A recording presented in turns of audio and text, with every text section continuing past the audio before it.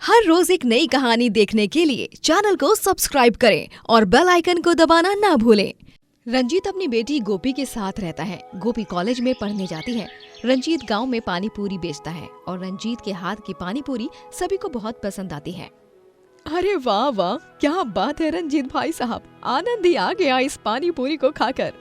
अरे पूरे गांव में इकलौते तुम ही हो रंजीत भाई, जिसके पास तरह तरह के फ्लेवर्स वाली पानी पूरी मिलती है। वरना गांव में तो सभी बस वो पुराने जमाने वाली सादी पानी पूरी बेचते हैं। धन्यवाद भाई, ये लो तुम्हारी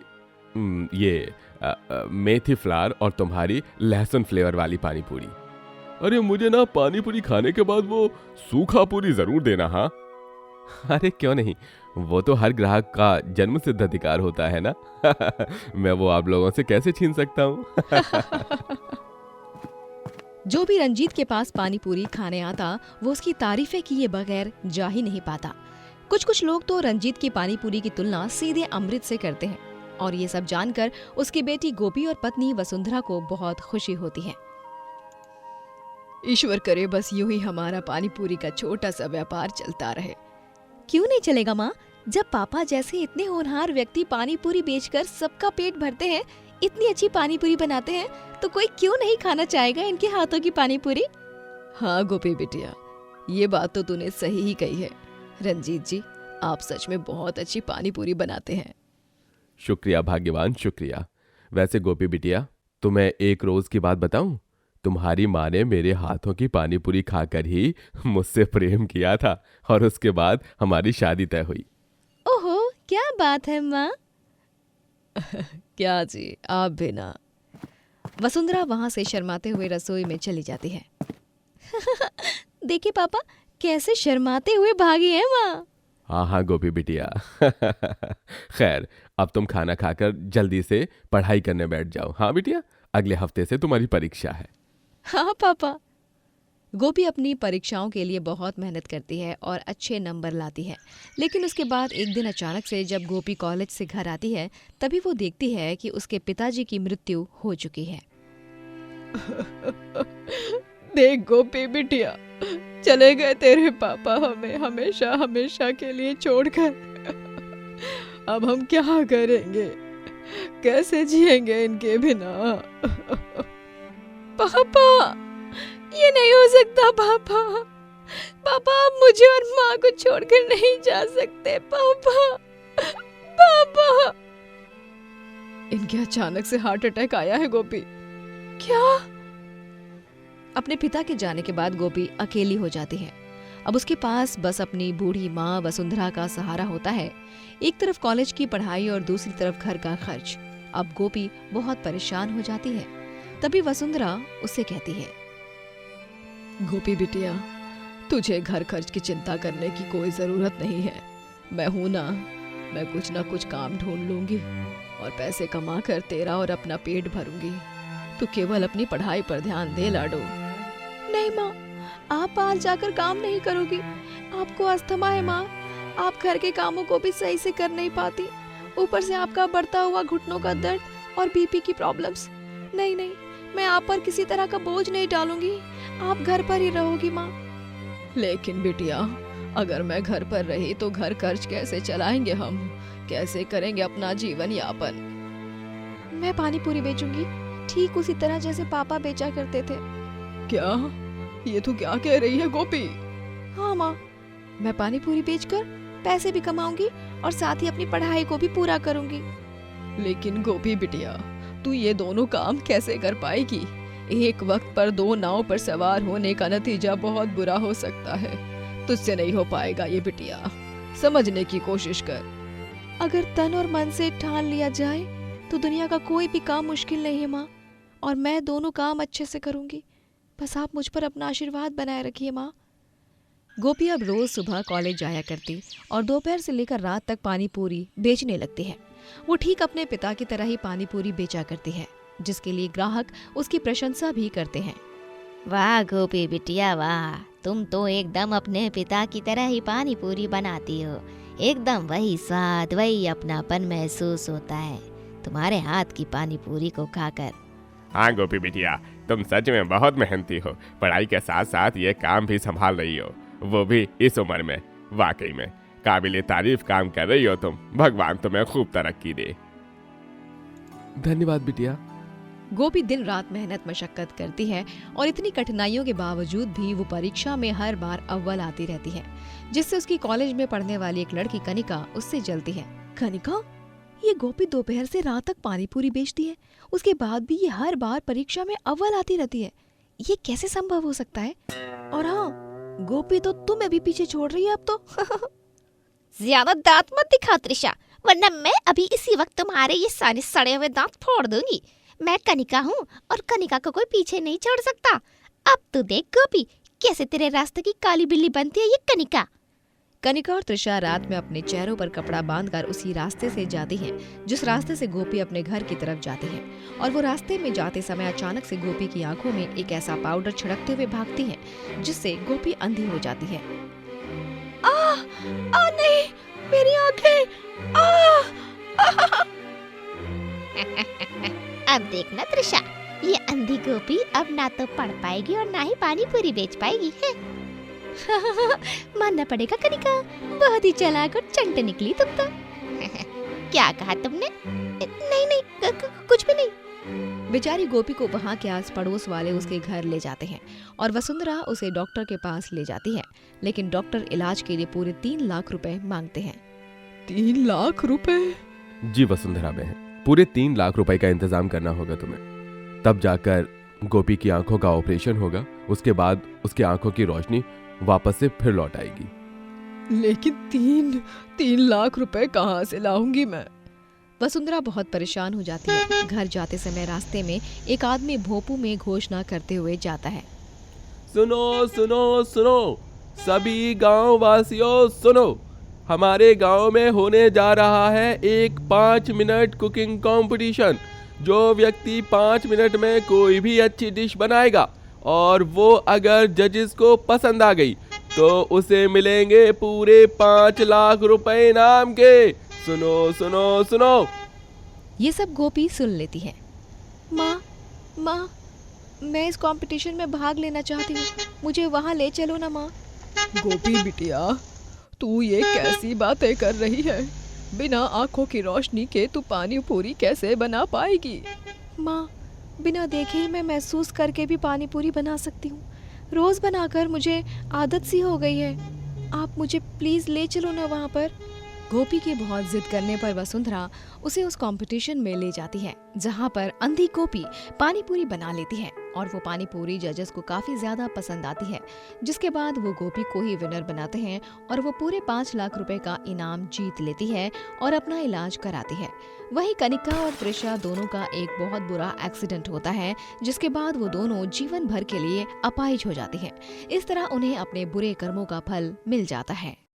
राजश्री के 2 बेटे होते हैं, प्रमोद और विनोद। बड़ा बेटा प्रमोद एक बड़ी मिल में नौकरी करता है, वहीं छोटा बेटा विनोद एक ढाबे पर खाना बनाने का काम करता है।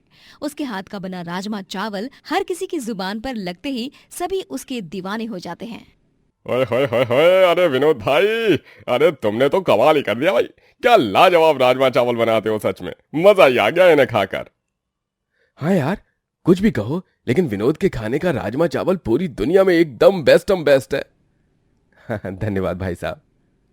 विनोद के साथ घर में उसकी बीवी गायत्री होती है और प्रमोद के साथ उसकी बीवी पूनम। पूनम को अपने पति के नौकरी का बहुत घमंड होता है। वो हमेशा अपनी देवरानी को ताने देती रहती है। बड़ी बहू, छोटी बहू, जल्दी से इस महीने के राशन की लिस्ट बनाओ मिलकर। वो क्या है, फिर आखिर में ना सारा घोटाला हो जाता है, इसीलिए लिस्ट बनाओ, वही सही रहेगा। ठीक है माँ जी। ओ महारानी, तुम्हें मेरे साथ लिस्ट बनाने की कोई जरूरत नहीं है। वैसे भी तुम्हारा पति तो उतने पैसे देता नहीं है जिसमें कि राशन आ पाए। तुम्हारे पति से ज्यादा खर्चा तो मेरा पति ही करता है, क्या करे। तुम्हारा पति ठहरा एक गरीब जो ढाबे पर काम करता है और मेरा पति एक अच्छी मिल में। गायत्री को पूनम की इस बात से बहुत बुरा लगता है, लेकिन तभी राजश्री पूनम को डांट देती है।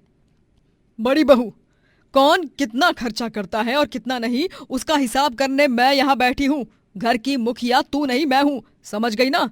इसीलिए अपनी हद में रहकर बात किया कर, दोनों भी मेरे ही बेटे हैं।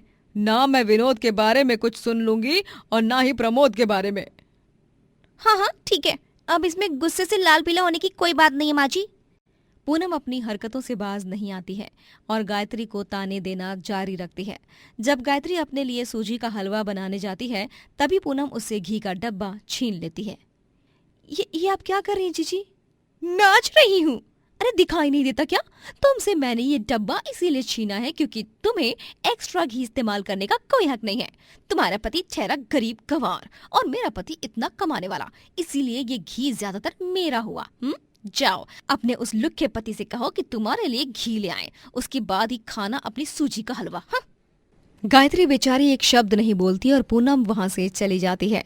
विनोद धीरे धीरे से ही सही लेकिन हर महीने अपने गुल्लक में पैसे जमाता रहता है। अब बस थोड़े दिन और, उसके बाद सारे पैसे जुट जाने के बाद मैं अपना खुद का ढाबा खोलूंगा। मेरा सपना आखिरकार पूरा हो जाएगा।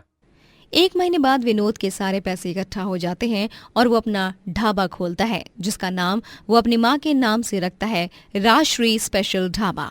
ये सब देख पूनम तो जल जल कर राख हो चुकी थी, लेकिन अचानक उसी दिन प्रमोद घर पर उदास होकर आता है और सबको बताता है कि उसे मिल की नौकरी से निकाल दिया गया है।